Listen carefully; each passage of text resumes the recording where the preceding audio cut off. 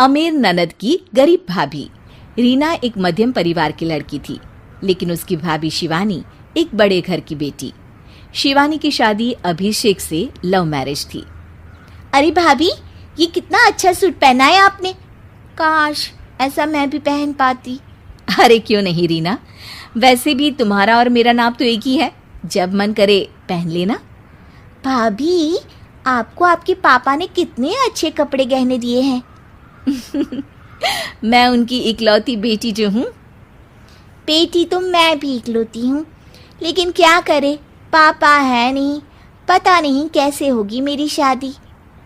तभी वहाँ शिवानी की सास आ जाती है।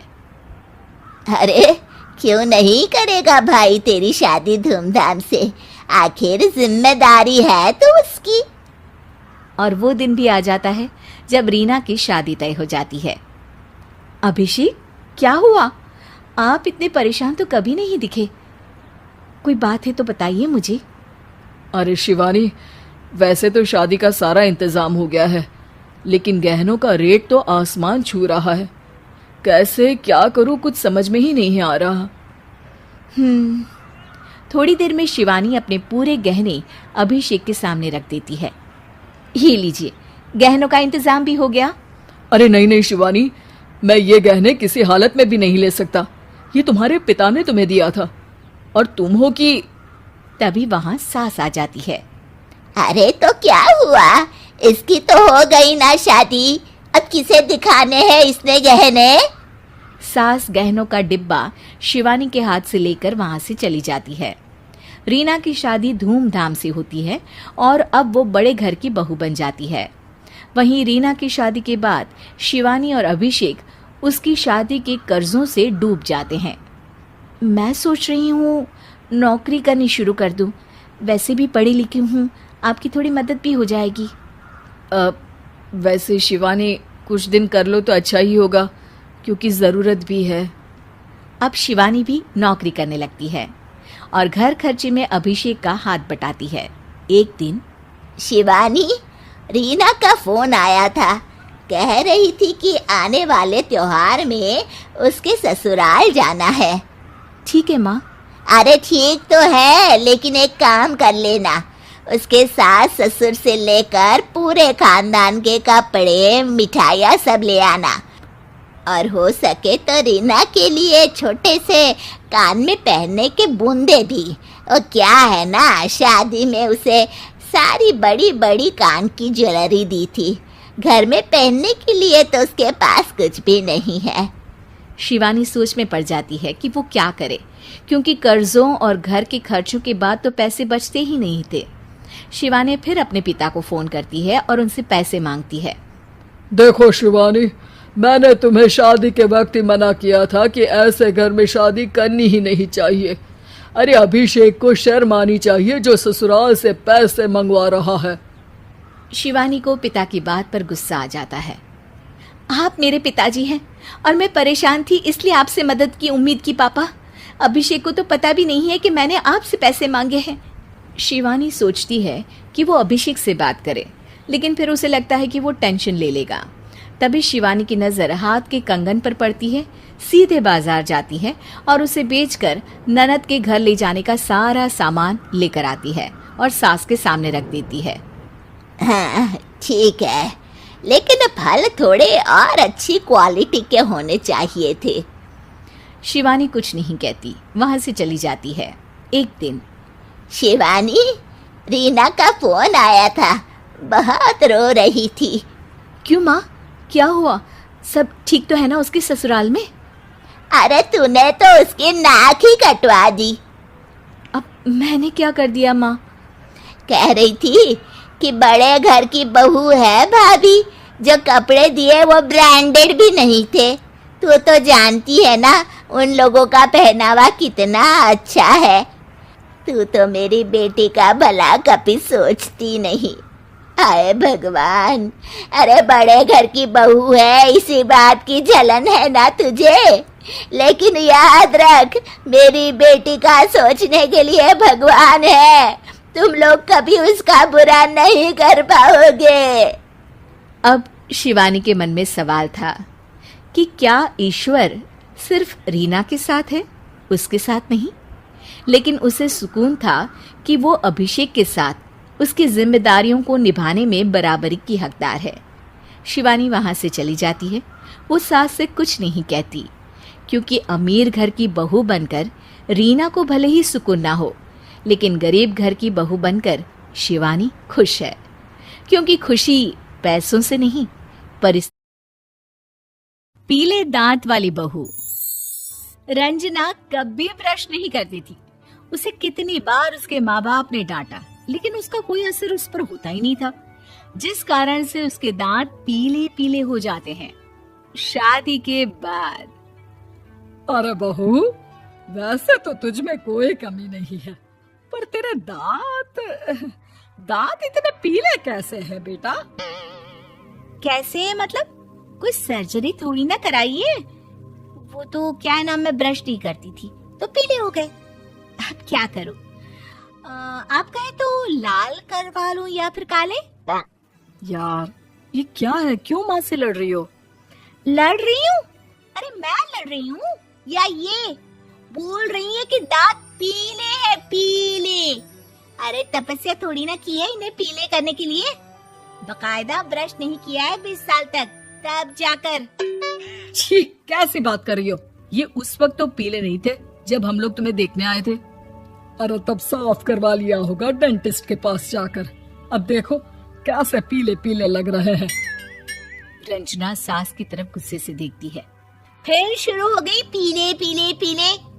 अरे पीले तो तब भी थे जब मेरे हाथ का रसगुल्ला उड़ा उड़ा कर खा रही थी और बोल रही थी, लड़की नहीं गुणों का खजाना दे रहे भाई साहब आप।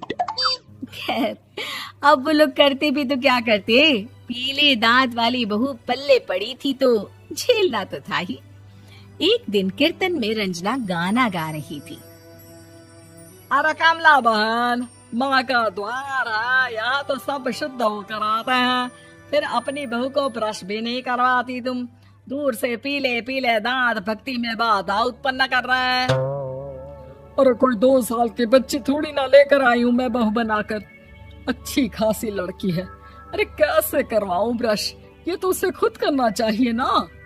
अब माँ बाप तो इसके जैसे तैसे निपटा दिए, ये नहीं सोचा कि सास कैसे संभालेगी। सास बहू को लेकर घर आ जाती है, लेकिन सोच लेती है कि अब इसे लेकर कहीं नहीं जाएगी। अगले रोज बहू कहती है, अरे क्या हो गया, मंदिर नहीं जाना क्या? कीर्तन का वक्त हो रहा है। मेरी मधुर वाणी से कान्हा जी जागते हैं और सोते हैं। आप तो जानती है ना उनकी भक्ति में कितना मन लगता है मेरा। वो क्या है ना, तबीयत ठीक नहीं लग रही है मेरी, आराम करूंगी मैं। तबीयत ठीक नहीं लग रही? अभी तो मिथुन के गाने पर नाच रही थी आप, और अब बोल रही है कि तबीयत ठीक नहीं लग रही। अरे भक्ति में मन लगा लो सासू माँ, ऊपर जाना है, क्या मुंह दिखाओगी आप? हाँ? सास को बहू की बात पर गुस्सा आ जाता है। मैं क्या मुंह दिखाऊंगी, इसकी चिंता तो ना कर, समझी? अपने मुंह की चिंता कर, जो ये पीले पीले दांत लेकर हर जगह पहुंच जाती है। पता है लोग कितना मजाक बनाते हैं। ना जी ना, मैं नहीं जाना कहीं तेरे साथ। तो ये बात है, कोई ना, मत जाओ, मैं अपने कमरे में ही बैठकर भक्ति कर लूंगी। ऊपर वाला दांत थोड़ी ना देखता है, मन देखता है, भावना देखता है। और अरे बस बस, तू सब कुछ दिखा, बस ये सफेद चमकदार दांत ना दिखाना किसी को, है? जा यहाँ से। बहू को सास की बात का कोई फर्क नहीं पड़ता, वो तो जैसी थी वैसी ही रह जाती है। सुबह नहाकर किचन में खाना बनाना, फिर खाना खाना, कीर्तन भजन करना और सो जाना। एक दिन, माँ जी मैं सहेली के घर जा रही हूँ, शाम को लेट आऊंगी। हाँ हाँ, तो जाना, मैंने कौन सा तेरी आरती करनी है घर पर बैठकर। रंजना सहेली के घर जाती है, जहाँ वो पार्टी में जाने की तैयारी कर रही होती है। अरे शिखा, कहाँ जाने की तैयारी कर रही है? मैं गलत वक्त पर आ गई क्या? अरे नहीं यार, उल्टा सही वक्त पर आई है। मैंने ये साड़ी और ज्वेलरी निकाली है यार, शाम को इनके ऑफिस की एक पार्टी में जाना है। बताना कैसा लग रहा है ये सब? नहीं यार, इस ड्रेस के साथ तो वो वाली ज्वेलरी अच्छी लगेगी। हाँ हाँ सही बोल रही है, मैंने ध्यान ही नहीं दिया। वैसे तो हमेशा से मस्त फैशन सेंस रखती है। तो बड़ा जाती होगी ना पति के साथ पार्टी में। रंजना कुछ नहीं बोलती, बस सोचती है कि यार काश ये बात सही हो जाती। पर मैं क्यों नहीं जाती पार्टी में? क्या इन लोगों की कोई पार्टी होती नहीं होगी? रंजना घर आती है और रात में पति से सवाल करती है, एक बात बताइए, आप मुझे किसी पार्टी में क्यों नहीं ले जाते? क्या आपकी यहाँ ऑफिस में पार्टी नहीं होती? पति बेचारा क्या कहता कि दांत पीले हैं तुम्हारे इसलिए।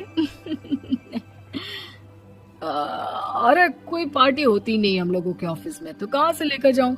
और मार्केट, मॉल, कहीं वीकेंड घूमना, कहीं तो।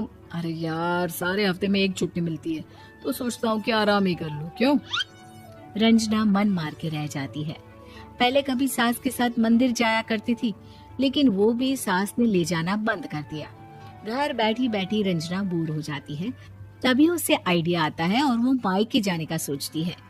सासू माँ, 2 दिनों के लिए मम्मी के घर जा रही हूँ। अच्छा ठीक है, आराम से जा।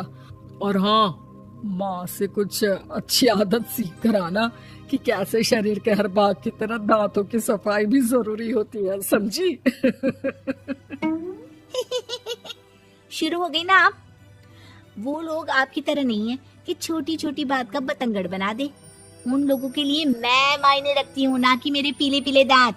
रंजना माँ को बिना बताए उन लोगों को सरप्राइज देती है, लेकिन जैसे ही वो दरवाजे पर पहुंचती है, अंदर देखती है कि घर वाले कहीं जा रहे होते हैं।